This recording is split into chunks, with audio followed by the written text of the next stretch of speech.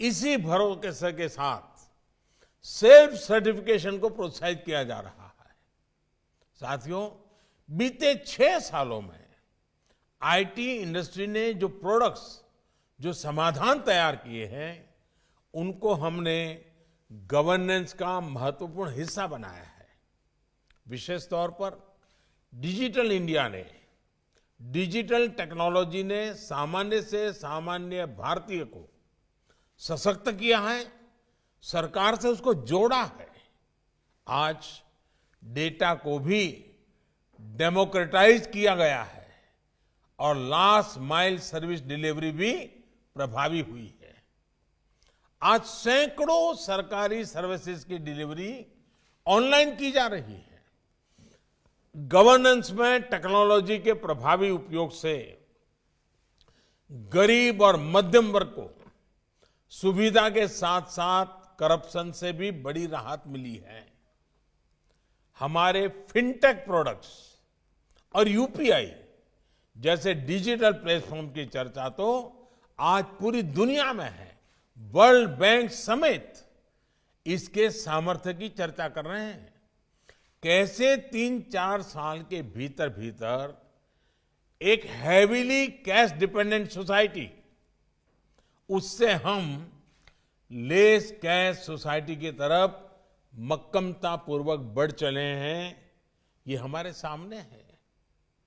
जितना digital transaction ज्यादा होता जा रहा है, काले धन के स्रोत उतने ही कम हो रहे हैं। जेम ट्रिनिटी और डीबीटी के कारण ही आज गरीब के हक की पाई पाई उस तक बिना किसी लीकेज के पहुंच पा रही है। साथियों, ट्रांसपेरेंसी यानी पारदर्शिता गुड गवर्नेंस की सबसे अहम शर्त होती है। यही बदलाव अब देश की शासन व्यवस्था में हो रहा है।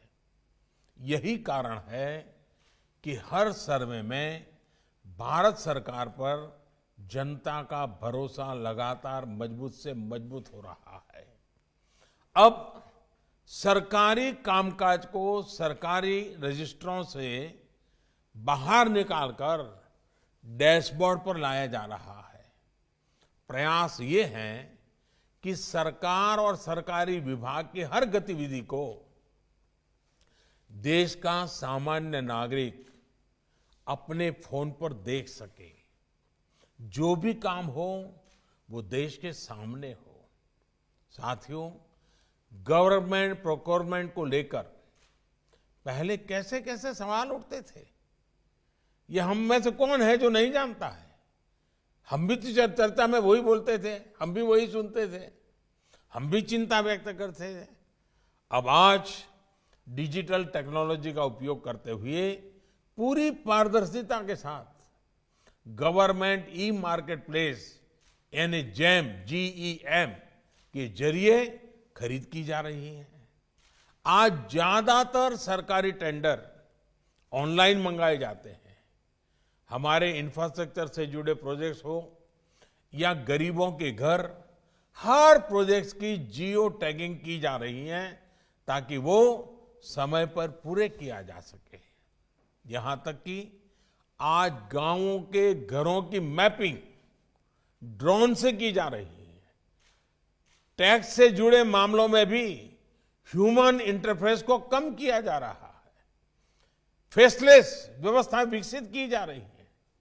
टेक्नोलॉजी से सामान्य जन को तेज, सटीक और पारदर्शी व्यवस्था देना ही तो मिनिमम गवर्नमेंट, मैक्सिमम गवर्नेंस, मेरी दृष्टि से वही उसका मतलब है।